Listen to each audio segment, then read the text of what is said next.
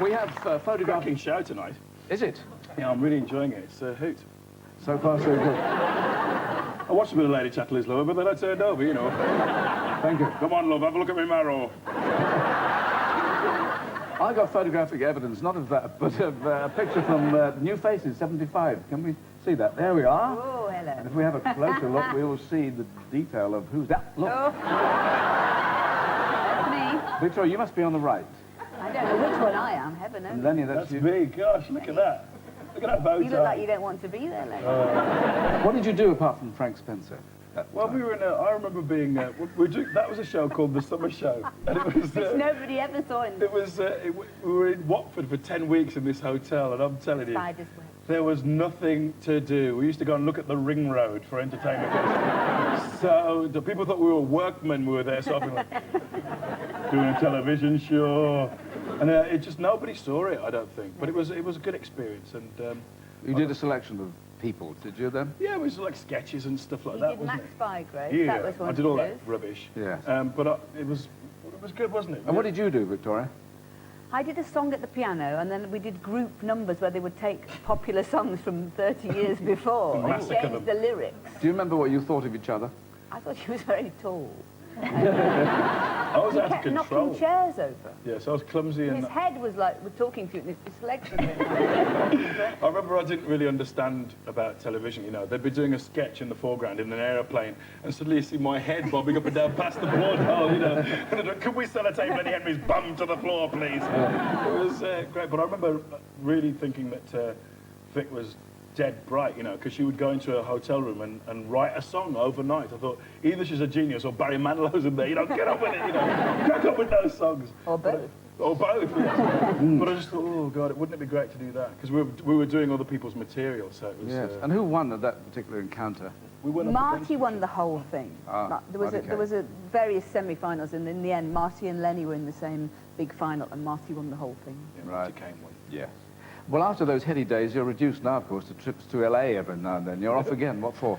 I'm doing a South Bank show. I did one on Funk before, and they're sending me off to Los Angeles to do African-American humor, to find out where it comes from and the well from which it springs and all that stuff. Africa, perhaps? So we're trying to talk to, well, I guess, so we're trying to get in touch with people like Whoopi Goldberg and stuff, you know, and it's impossible because they're surrounded by banks and banks of my people.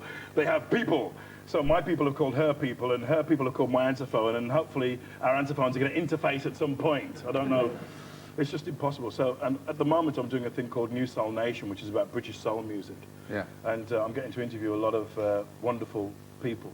A lot of British soul acts who are writing and producing their own stuff now, and I'm talking to people like Jazzy B and all those guys. And it's really funny because I'm doing interviews, and I find myself auditioning, you know, even though I don't want to. I'm like, how did you start? How?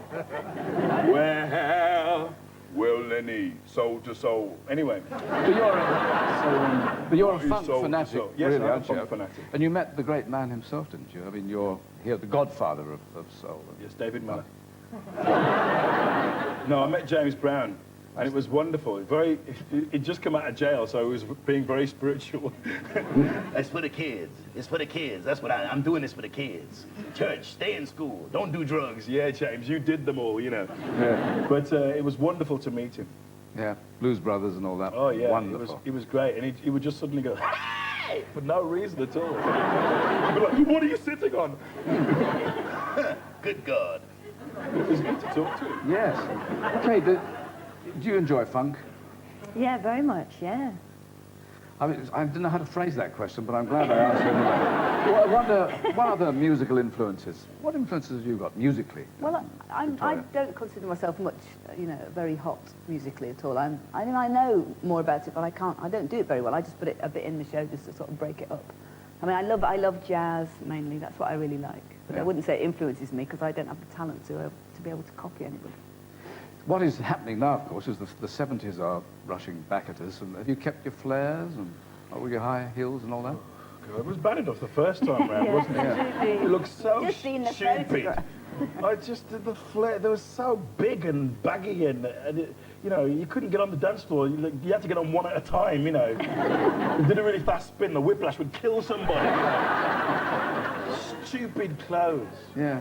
I fell off a pair of boots and sprained my ankle. What about you, Kate? You know, you're very simply dressed now, but you keen on the Gorgeously 70s? dressed, I think. Beautiful. You'll find That's what I meant. Simple elegance. That's what I was groping for.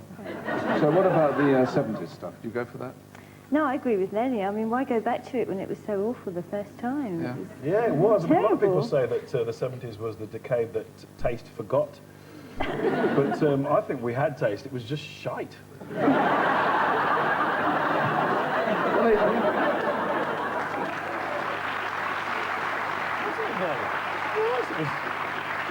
I'm sorry, it was. Well, they said that Tank about tops, if they come back, I'm going to shoot somebody.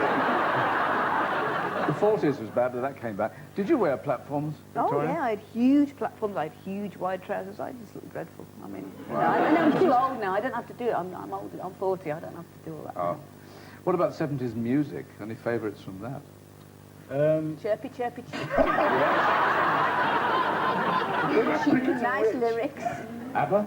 ABBA are great. I like ABBA. They just wore bizarre clothes. I like Brian Ferry. Knickerbockers, they Yeah. And yeah, the 70s was cool. It was great musically, because I like Dana, she was very big. Well, I think that's enough 70s music for now. Do you, you have a good voice? Have you attempted to go pro as a singer? Rhoda Rogers, she Yes. Just stop now. It's hell. You have to get a very large berry out at the moment. So, what about singing? Well, you have a terrific voice. Thanks. I'd like to sing, but it's very difficult. Because they put you, if you're a comedian and you want to sing, they immediately go, hey, you should do, oh, what an atmosphere. And I just don't want to do it, you know. I've got too many friends in the business who just go, no, man. Because I did some terrible records when I first started. And Can I tell them what your record is? No! I want to tell everybody what his record is. When we were doing the summer show at ATV, as it then was, Lenny recorded an album, Lenny recorded a single, and so did Marty. Marty's was like a remake of My Yiddish Mama. And Lenny's, appropriate enough, was boiled beef and carrots. Because I'm a cheeky Charlie company from London, ain't I? You figure it out. I don't know what the hell I was doing. I was 16 going, this is great, being in the studio, we need beef and carrots, for Christ's We sake. knew nothing. Well, but to bring it up to date, I mean, as an expert, Kate, you think he's got what it takes, don't you, as a singer? I think Lenny's a really good singer. He's done some singing on the new album. It's really good. Yes. You are on Kate's new album. Yeah. Yep. Doing what? How much? Just singing. Just my elephant impression, Michael. It's a biggie.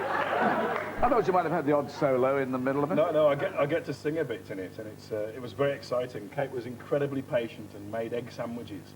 And said, go on, Sam, give it, Sam. So I did. That's encouraging. So you're soon on the road again, aren't you, like Victoria? And you're getting geared up for that? Well, I'm not doing a huge mega bike tour like Vic's doing like more dates than anybody's ever done. It's like, if there's a civic hall on Saturn, Vic's going to be there, like, yo, good evening, what it is? I'm doing a tour which starts in mid-October and goes through to mid-November. And I'm also doing a charity show on October the 17th at Birmingham Symphony Hall for sickle cell anemia research. It's called Lenny, Henry and Friends, and I've got loads of people coming on and doing that, because I like doing stuff like that. Kicks the tour off in a really nice... What about No your... plug in the dressing room at Birmingham. There's no plug. No plug in the dressing room. You'll have to sort it out, lads. Yes. Get it sorted. What about your entourage? Is it big? No, because you know, size doesn't matter, Michael. I think you know exactly what I'm talking about. Yeah. Now I've got Davey, who drives me to the gigs, and we get lost quite a lot. And well, where is it, chap? And, but that's it. Me and Davey, we get there and we hang the suit up and we wait in the dressing room, and we have lots of herbal tea and very loud music before the show. You take the family on tour. Could be talking about kids. You've got dear little Billy. Kids and water, they love it. Managed to scrab my way to the side.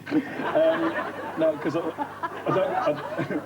don't take the kids on the road because we've only got one and she's 2. So, and she can't drive and she can't read the maps, so it'd be a bit of a useless exercise. Right. Really. I was just in Australia, actually. Did I tell you that? Because your son's there, isn't he? Yes, yes. It was amazing. Because we encountered a bit of racism there. I just want to say this, and it was weird because of the Aboriginal thing. Because we're black, me and my brother went there, and they thought we were Aborigines. And we went into some club or something, and guys were staring us out quite maliciously, you know, because they thought we were Aborigines, and they were looking at my brother. My brother was like, you know, be rolling around on the floor with some big ochre on top. We were saying, "I'm from Dudley, I'm from Dudley." But anyway, back to the plot. Well, the plot. You've done something that I suspect Victoria would never do, and that is a spread in Hello magazine. Well, we had a lot of hassle from the press when we were just about to adopt Billy. So we decided that what would kill the story, what would make it a completely unsexy story for the tabloids, and we just said, yeah, Hello magazine, because they're so nice. Hello magazine never say anything bad about anybody, you know. If they'd been around during the Second World War, the front page would have been, inside Hitler's bunker, Adolf chooses mellow colours, you know.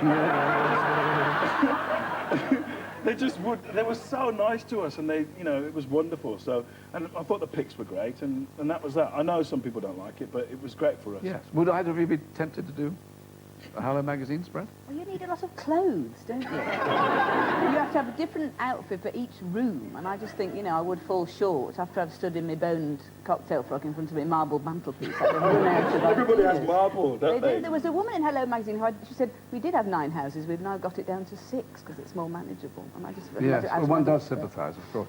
Do you feel still driven? Can you relax at all? I think I can relax, and then I'll find myself trying to writing on holiday and stuff like that, because you start to chill out at home, you know, you got a glass of wine and you're relaxing and everything, and then you watch programs like The Real McCoy and the 291 Club, and you realise there's all these young comedians coming up, and I'm like, they're not going to get me! So I kind of work harder than I should, I guess. You know, I've been called a workaholic, but I kind of don't see it like that. Well, you wouldn't, because you're a workaholic. Yes. That's silly, isn't it? Well, I've just been told, Miss Bush, that they are going to be ready for your song. So thank you very much for being with us, and perhaps you'd like to prepare your young body. Thank you. Kate Bush.